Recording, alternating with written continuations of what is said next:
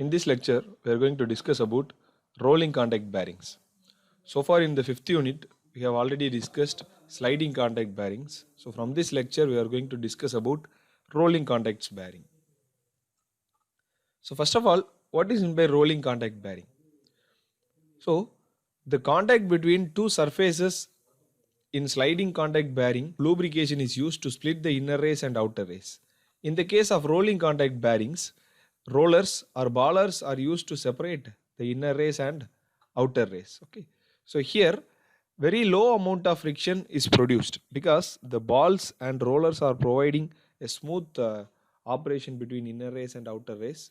A very low amount of friction is produced here.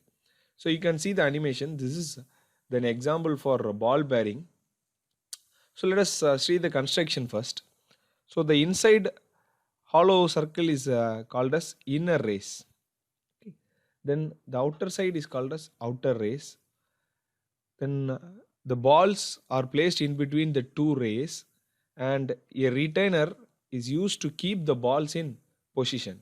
Okay. So the inner diameter is called as bore.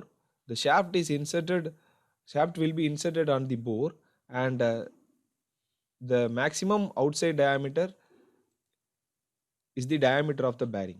Okay. So the shaft will be inserted on the bore, and the shaft will rotate along with the inner race, and the outer race is placed with your stationary part, and in between the outer race and inner race the balls will be there, and the balls will rotate so that the friction will be reduced.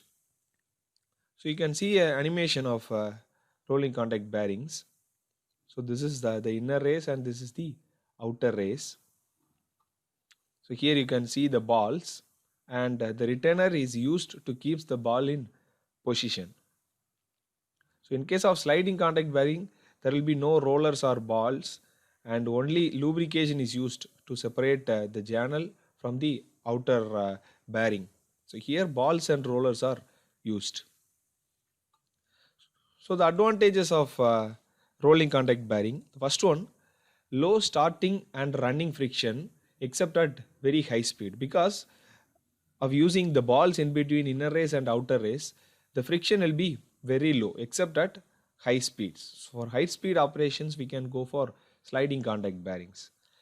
It can able to withstand high amount of shock loads. Then the accuracy of shaft alignment will be high, because in case of sliding contact bearing, at initial stage the channel will be at the bottom point, so the center of gravity will not match with the bearing center of gravity.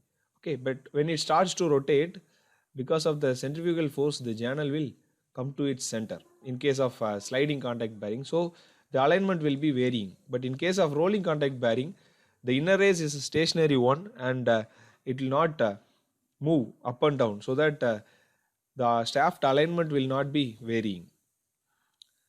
Low cost of maintenance as no lubrication is required. So the maintenance cost is very minimum because we don't need to provide any lubrication. Then small overall dimensions, then reliability of service. So these are all the advantages of using rolling contact bearing. Then these are all the disadvantages. So the first one is more noisy at very high speeds, because the ball has to rotate, and when it touches with the outer race and inner race, it will produce some unwanted noises. Then low resistance to shock loading. Okay, so if the shock is produced, then it will damage the balls. Then more initial cost comparing with the sliding contact bearing.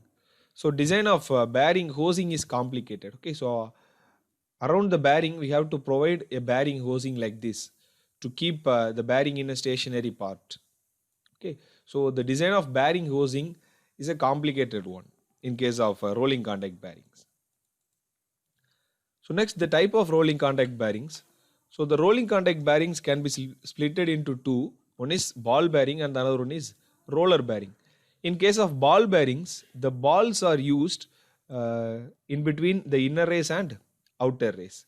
In case of roller bearings, instead of spherical ball, a cylindrical roller will be used to separate the inner race and outer race. So that is the difference between ball bearing and roller bearing. So first we'll focus on the ball bearing. The ball bearing is further splitted into two. One is radial ball bearing and the another one is thrust ball bearing. Okay, so in general the rolling contact bearing is splitted into two, that is ball bearing and roller bearing. Further this roller bearing is splitted into two.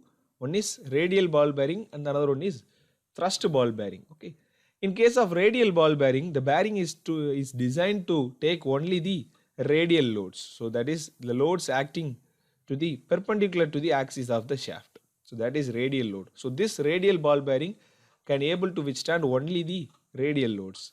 In case of thrust ball bearing, so the ball bearing is designed to take the thrust loads. So thrust load means axial load. The load will be acting parallel to the axis of the shaft.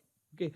Also in some of the thrust ball bearings, we can apply both thrust load as well as radial load. Okay. So this radial ball bearing and thrust ball bearing have small design changes in its constructions. So we'll see that in the next slide.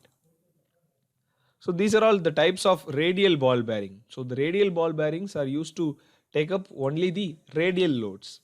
So the first one is deep groove ball bearing. So it's the most common one.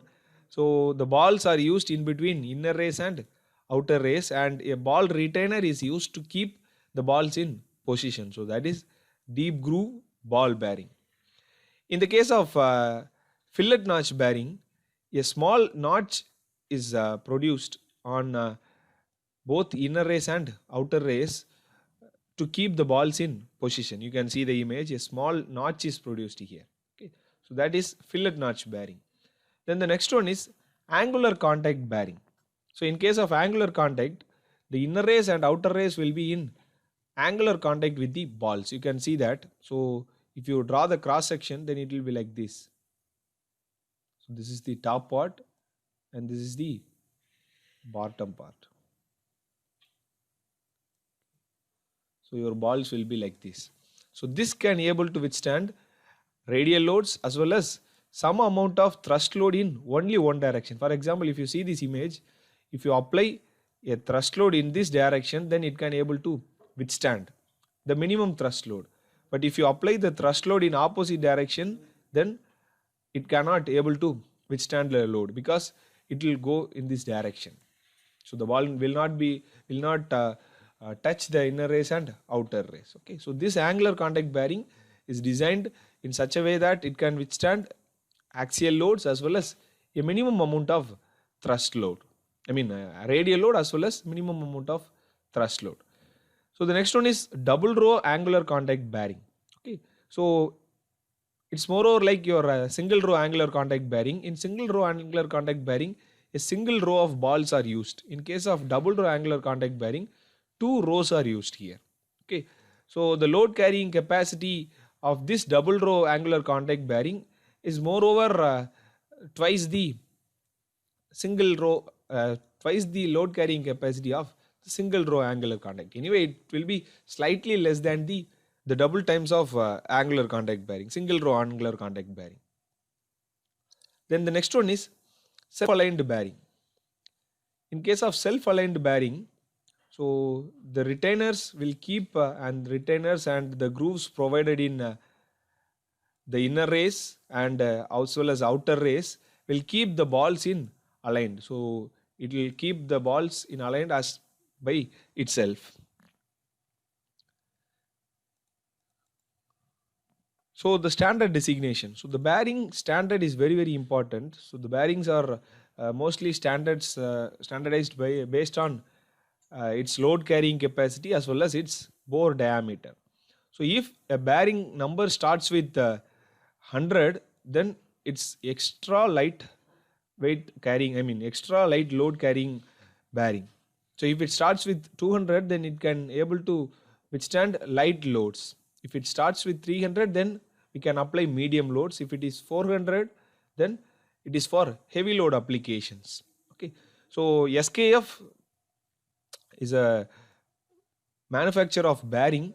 So SKF has developed his own standard, and in this design we are going to follow the SKF standards only, and SKF is actually a manufacturer of bearing. So Svenska Kullankar Fabriken is the abbreviation for SKF, and this SKF standard is there in our data book, PSG data book, so we can directly take the standard bearings from our data book. Next one is the thrust bearing. So initially we have seen the radial bearing, so here it is thrust bearing. So in thrust bearings we can apply both axial load as well as thrust loads. Okay, so the design is based on carrying thrust loads as well as the axial load. So this left side image is a single row thrust ball bearing, and this image, so it has two rows of balls, so it is called as double row thrust ball bearing. The next one is roller bearing. So in case of ball bearings, so balls are used in between the inner race and outer race. In case of roller bearings, the rollers will be used. So the first one is cylindrical roller bearing. So here a circular cylinder is used in between the inner race and outer race. You can see that. In case of spherical roller bearing, instead of circular roller, single row or multiple rows of spherical rollers will be used. In case of needle roller bearing, a cylindrical roller with high length will be used. Okay, so this is actually used for high thrust load carrying applications, the needle roller bearing. Then the tapered roller bearing. So here the roller will be kept in tapered position. Okay, so this is used for high thrust load carrying applications. Okay, so these are all the various types of ball bearings as well as roller bearings.